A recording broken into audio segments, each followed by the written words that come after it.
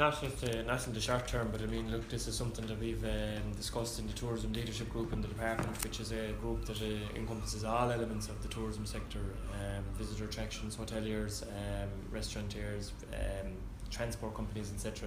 Look, we know that we have a problem in Dublin, and that's why I spent as much time as I have discussing it with the representatives of the Hotels Federation, the banks, and our own officials in the department. And we're also going to be meeting with Dublin City Council in relation to specific issues that may be there, as from what we gather, either from a planning point of view or from a site selection point of view or whatever.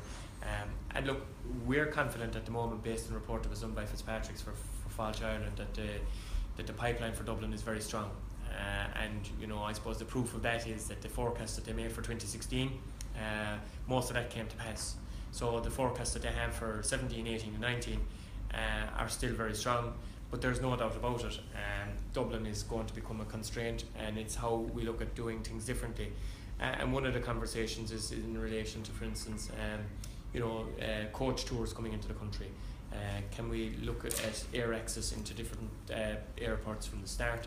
And obviously people want to come to Ireland, they want to enjoy Dublin. That's completely natural, because any person, I think, for instance, wanting to go to Denmark in the morning, the number one probably place that they want to go to is Copenhagen. So that's totally understandable. But there is, I think, an opportunity, especially in the greater Leinster area, and coach tourism is part of that, to see if there was ways in which we could structure those differently. And those are one of the actions that we're looking at in the Tourism Action Group. But going back to your specific initial issue, this is something that we're have considered, and we'll keep under consideration. We only finished out recently revised hotel regulations, which will make an impact, or already making a bit of an impact.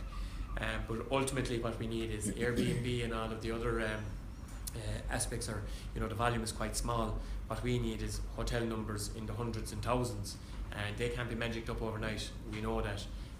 And it's a big contrast to when I came to Dublin first as a TD in 2011, where there was tumbleweed blowing through most of our hotels.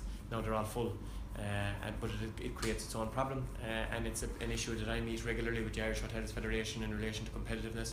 We cannot afford to go back to the days of the noughties, where we had radio phone-in programmes devoted to people giving out about being ripped off in Dublin, especially when the government is putting its cards on the table by maintaining the 9% VAT, which is a huge incentive in provincial Ireland. Because in the part of the country that I come from, certainly, we haven't seen the rate of growth in terms of hotel numbers as we've seen in Dublin, and that includes, I think, the greater Leinster area. But we need to make sure that what the government has put on the table here by way of an actual stimulus, that's respected, and that the industry is acutely aware of it, and I think they are.